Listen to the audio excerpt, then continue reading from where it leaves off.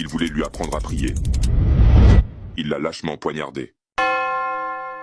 Tous les vendredis, Abou Bakar se consacrait à la même tâche sacrée, nettoyant la mosquée avec une humilité profonde, bien plus qu'un simple nettoyage. C'était son acte d'adoration, son service à Allah. Ce lieu sacré, il l'entretenait avec amour, permettant à la communauté de prier dans un espace purifié. Ce vendredi 25 avril 2025, Abou Bakar ignorait ce qui l'attendait. Comme chaque matin, il se préparait à accomplir son rituel quotidien. Mais ce jour-là, un étranger pénétra dans la mosquée. Un homme dont l'ignorance des coutumes et des règles à respecter dans une mosquée était évident, portant des chaussures à l'intérieur.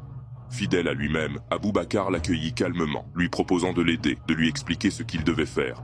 À ce moment-là, il ne savait pas qu'il allait être la victime d'une tragédie insensée. L'homme semblait intéressé par l'islam. Abou Bakar, avec sa foi, lui montra comment prier. Ce moment de partage et de transmission, cette simple bienveillance, allait pourtant se transformer en un cauchemar. Quand Abou Bakar se mit en position de prosternation, l'homme, d'un geste furtif, dégaina un couteau de cuisine. En un instant, la scène paisible vire à l'horreur. 50 coups de couteau, tous portés alors que Abou Bakar était en prosternation, dans l'acte le plus pur de soumission à Allah. La brutalité de ce geste, son incompréhension, sont d'une cruauté insondable. Pourquoi? Quel besoin? Un homme simple, généreux, n'avait que son cœur pur et sa prière à offrir. Et c'est cela qu'on lui a pris. Mais cette violence ne surgit pas de nulle part.